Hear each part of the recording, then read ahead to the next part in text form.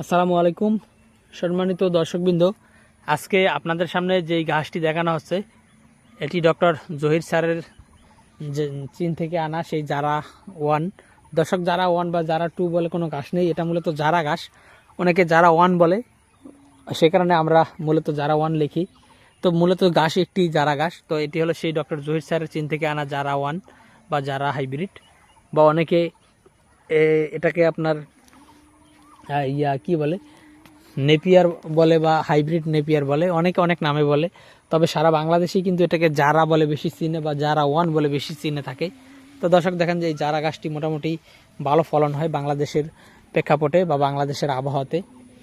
দেখেন অন্যান্য ঘাসের থেকে মোটামুটি অন্যান্য যে নতুন ঘাস এসেছে সেটির থেকে একেবারে আহামরি কিন্তু কম ফলন হয় না, মোটামুটি ভালো ফলনই হয়।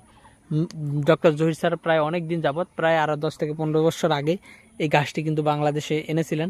তো এখন পর্যন্ত এই ঘাসটি খামারিরা এখনও লাগাচ্ছেন এবং খামারের যে আপনার গরুর ঘাসের যে চাহিদা সেটা কিন্তু এই জারা গাছ থেকে পূরণ করতেছেন। তো দর্শক, আমি শুধু জারা গাছটা দেখাচ্ছি, সেই জন্য শুধু জারা গাছটাই আপনারা লাগাবেন সেটা নয়, আপনি চাইলে যে কোনো ঘাসের কাটিনই লাগাতে পারেন। আমাদের কাছে বর্তমানে কিন্তু সব ধরনের ঘাসের কাটিন রয়েছে। আপনি চাইলে ইন্দোনেশিয়ান স্মার্ট নেপিয়ার, যেটা হাই প্রোটিনযুক্ত ঘাস বলা হয়, সেই স্মার্ট নেপিয়ার ঘাসের কাটিন আমাদের কাছে রয়েছে।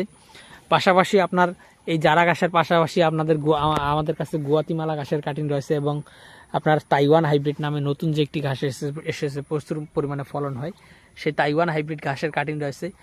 এলিফ্যান্ট হাইব্রিড রয়েছে, জাঞ্জিবার রয়েছে, সবুজ পাকসন, লাল পাকসন রয়েছে, পানিতে চাষ করা রয়েছে জার্মান এবং অজানা, সেটি রয়েছে।